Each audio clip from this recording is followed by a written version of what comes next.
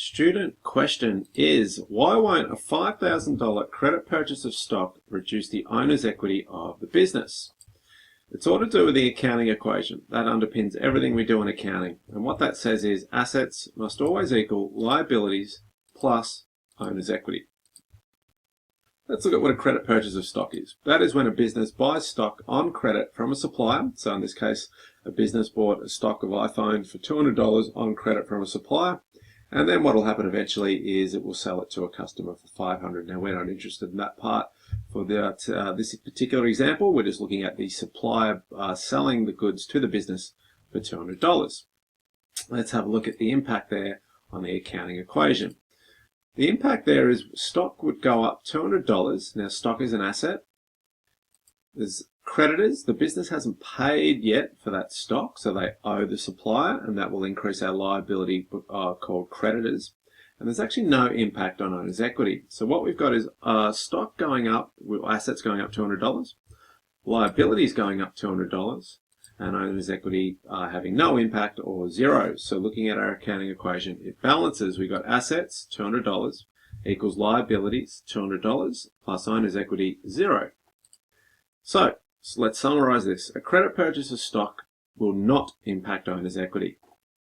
Let's just slightly complicate it and say, what if that credit purchase had GST?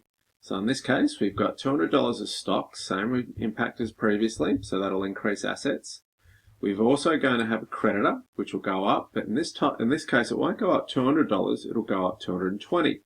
Now, the reason why is the business owes the creditor not just for the stock of $200, it also owes the creditor for the GST of $20. So together, that is $220. The problem here is our accounting equation now doesn't balance. We've got an asset going up $200 and a liability going up $220. So clearly, something else needs to happen. Now, what that is the business now has been charged GST. So if you've covered your GST unit, you'll have learned that that will actually decrease the firm's GST liability by $20. Again, there's actually no impact on owner's equity. Let's summarize what the impact is. Assets are going to go up $200. Liabilities will go up $220, but down $20, so that is $200. And owner's equity will be zero. So our accounting equation balances. Assets have gone up $200. Liabilities have gone up $200, and owner's equity is zero. So our answer is actually the same. A credit purchase of stock with GST will not impact owner's equity either. Let's look at the question we were asked though.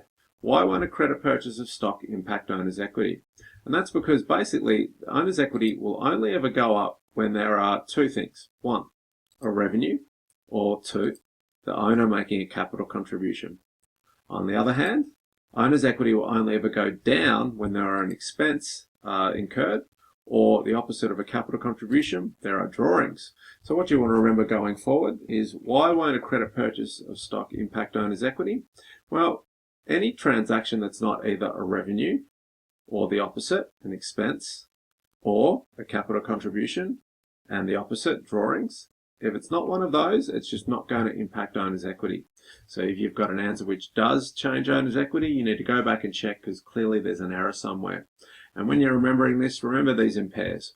Owner's equity goes up because of revenues. The opposite of a revenue is an expense. Owner's equity goes up because of capital contributions. The opposite of that is drawings.